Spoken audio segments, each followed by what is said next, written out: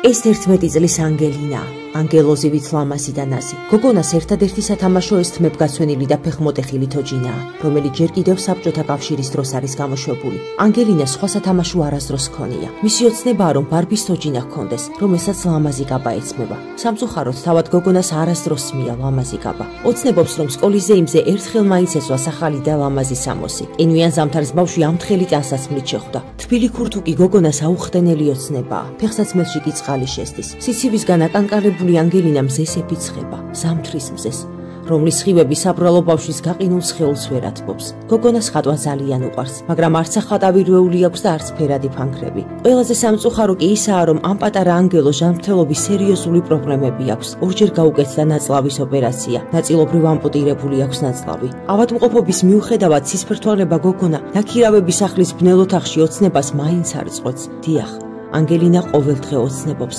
რომ იქნებ ერთ დღესაც სასწაული მოხდეს და მისი ოცნებები რეალობად იქცეს. ეს კი მხოლოდ თქვენი გულის ხმიერების შედეგად არის შესაძლებელი. კეთილ ადამიანებო, ბავშვმა ცოტა ხნის წინ გარდაეცვალა. არ დავტოვოთ მარტო ობოლი გოგონა. დახმარების ხელი გავუწოდოთ მას და უფალი არასდროს დაგვივიწყებს ამ სიკეთეს. გადარიცხეთ ნებისმიერი თანხა ჩერნოვეცკის ფონდის ოფიციალური საიტის მეშვეობით.